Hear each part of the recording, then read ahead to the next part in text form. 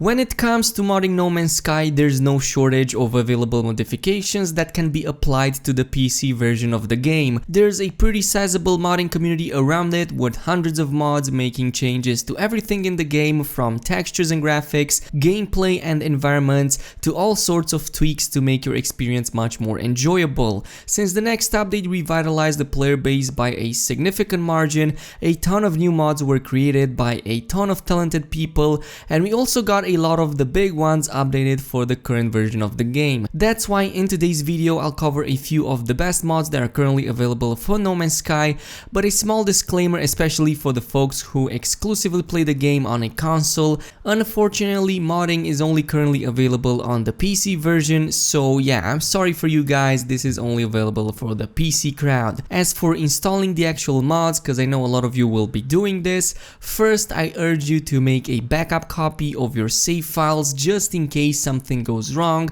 as you can permanently ruin your save game. I'll post details on how to find the save game locations on your hard drives, and of course this will only be available for the Steam version because that is the one that I'm playing. After that is done, you'll need to activate mod installation, and to do that you need to navigate to the No Man's Sky folder, enter the game data and then PC banks folder, and inside of it you'll find a text file called disable mods, and what you need to do is delete this and then create another folder called mods, and here is where you will be placing all your mods from now on. But now that you know everything that needs to be known about modding, it is time to move on to the actual mods themselves, so let's get started. So beginning with the first one on the list, we have the mod called Unlock Exo Helmet by Monkeyman192. As the name obviously implies, this mod has only one purpose, and that is of course to unlock the possibility for you to use the Exo Helmet, which is only normally available for the Xbox One players who pre-ordered the game.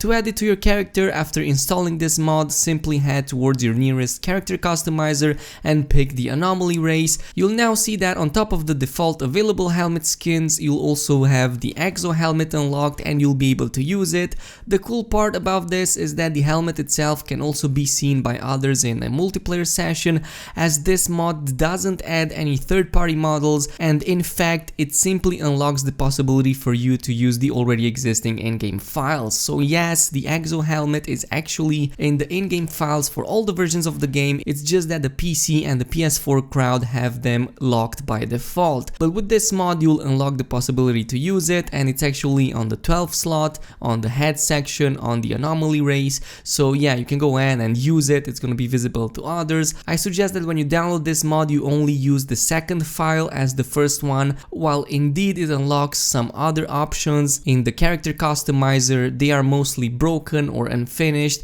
and yeah, you won't be able to make use of them because they look kinda strange. But yeah, if at any point in your life you ever thought of playing as a glorified Xbox advertisement, then this is now your chance, and you can now do it on the PC as well. I think I'm speaking for everybody when I'm saying that some of the ships in No Man's Sky tend to look a little bit too cartoonish, or at the very least they seem to be as if they are made out of plastic, and that is why the next mod on the list, called Metal Ships, is going to have you covered literally and in metal. No, seriously, but this mod will actually cover your ship in a more metal texture to give you a more realistic and badass feel compared to the fake plastic toys you normally have to pilot in the game. The metal texture will affect all the fighters and the haulers in No Man's Sky, while the scientific ones, at least from my testing, seem to be unchanged. This mod was created by the author by the name of Radmus, who is of course also known for other very good looking mods. For example, he's known for a mod called Space Adventures, which I used to have in Atlas Rises. As for the textures themselves, from what I've seen in the game, they are really high quality and they don't make the ships seem too out of place. In fact, in many cases I found ships to look much better compared to their vanilla counterparts,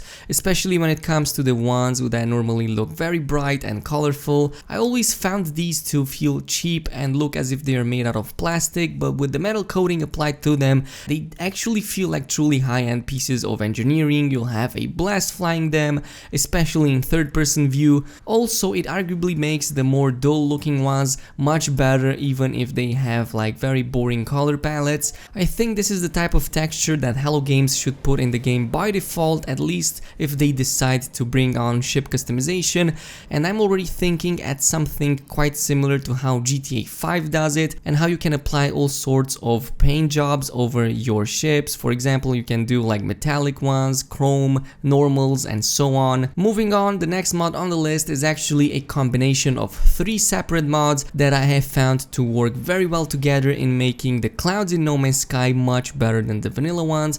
Currently, there are a few problems I see with the clouds and the general atmosphere. First, the atmosphere when checking it from outer space is quite static and it has some really low details, even though Hello Games did bring it up a notch with the next update. As for the actual clouds themselves, when you are inside the atmosphere or on the planet's surface, they also seem to be quite blurry, having low details, and the thing that annoys me the most is the fact that they move slightly too fast. So the mods that we'll use in order to fix all of these issues are actually 3. 2 of them were created by Low2K, and these are rotating cloud shaders, and the other one better HD clouds. And then we have another one created by 2000G mode called better clouds. First, we have the rotating cloud shaders, which makes planetary atmosphere move realistically, as in you'll actually see it rotate around the planet as you would see it, for example, on any planet that has an atmosphere. Typically in the vanilla game, the planets seem rather static from afar and rather boring, but with this little mod you can drastically change your experience by making all planetary shaders move around the planet like how it appears on Earth. This effect can be further improved with better HD clouds from the same author, which significantly improve the quality of the default planetary atmosphere. Better HD clouds is available in 2K and 4K version. Of course, I'm using the 4K version because I really like to have all of those clouds as crisp and high details as possible. I also didn't seem to notice any FPS drops, so the performance impact must be minimal, at least on my system, and from what I'm seeing, other people are reporting it to be pretty stable as well, so it's definitely going to be useful, especially since in space you tend to have high FPS anyways. As for the better clouds mod by 2000G mod, this is of course for the clouds that you see when you're down on a planet's surface or in its atmosphere, not from outer space. Not only does it increase the detail slightly by making the clouds look a little bit more improved compared to the vanilla ones, but it also helps bring up some very good tweaks that are necessary, because you know, sometimes they are just a little bit too annoying. Like for example, the clouds in the vanilla game move slightly too fast. I think they're like going way too fast for how it should normally be. With better clouds by 2000G mod, you're gonna have them slowed down by a significant margin, and they're not going to deform as much as they do in the normal version, so it's definitely gonna be a good tweak. Unfortunately, on the video you won't be really seeing that much of a difference because of the YouTube compression, but it's gonna make some difference in the game, especially when it comes to movement, so I definitely recommend these 3 together because they work very well. One of the problems No Man's Sky always had was biome diversity. In such a vast universe, it's easy to find very similar planets to one another, especially if you tend to travel quite often.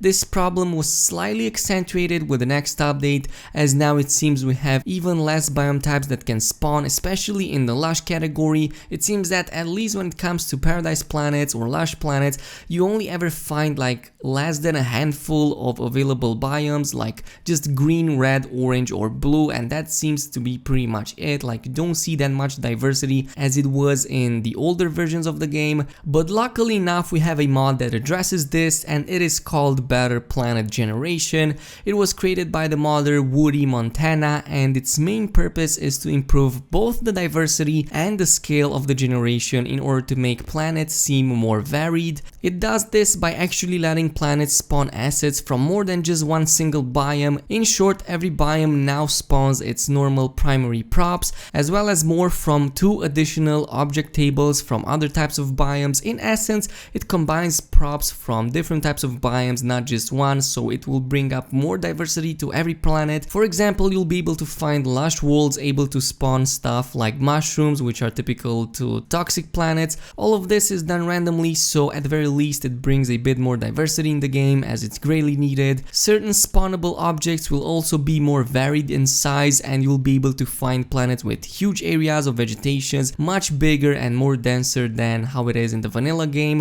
This effect can be seen even on planets that are typically more desolate, and in general will make environment feel much richer than ever before. This might also affect your frame rate depending on the PC that you have, since the biome generation and combination is now much more varied. This will also help create the illusion of planets having more unique regions and not appearing as continuous landmasses of copy and pasted terrain.